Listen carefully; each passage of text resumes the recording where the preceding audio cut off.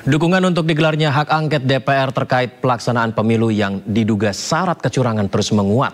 Dukungan datang dari sejumlah elemen masyarakat yang juga menuntut anggota KPU dan Bawaslu diberhentikan serta dilakukan pemilu ulang. Sejumlah elemen rakyat yang tergabung dalam Aliansi Rakyat Gugat Pemilu 2024 mengeluarkan maklumat sebagai respon atas proses pelaksanaan pemilu yang diduga marak terjadi kecurangan. Kecurangan sudah terindikasi terjadi sejak awal tahapan pemilu dan terjadi secara gamblang. Ironisnya Presiden Joko Widodo tidak mampu menjaga agar pemilu berlangsung netral dan jurdil. Selain menolak pemilu curang, Aliansi Rakyat Gugat Pemilu 2024 juga menuntut anggota KPU dan Bawaslu diberhentikan, serta mendesak DPR menggunakan hak angket.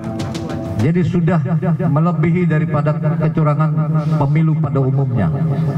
Jadi kami sangat mendukung apapun langkah yang ditempuh oleh kawan-kawan di DPR, oleh wakil-wakil rakyat, baik itu hak angket, interpelasi dan sebagainya.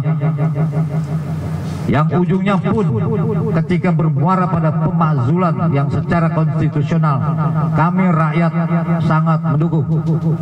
Di tempat terpisah, sejumlah lembaga masyarakat sipil pemantau pemilu mengungkapkan berbagai dugaan kecurangan pemilu yang menguntungkan salah satu paslon capres-cawapres sudah cukup untuk mengarah ke hak angket oleh DPR. Terlebih lagi masyarakat pendukung hak angket guna menyelidiki dugaan kecurangan pemilu yang dilakukan secara terstruktur, sistematis dan masif. Sehingga tidak ada alasan bagi partai politik untuk mendukung hak angket. Tapi at least ketika kita menyuarakan bahwa rakyat mendukung hak angket sebagai bagian dari proses politik, sebagai bagian dari langkah hak yang perlu diambil oleh DPR, kita sangat harapkan bahwa partai politik mendengar suara ini, bahwa partai politik percaya bahwa untuk membangun kredibilitas mereka sebagai sebuah mesin politik yang memang bekerja, mereka justru harus menggunakan hak angket ini.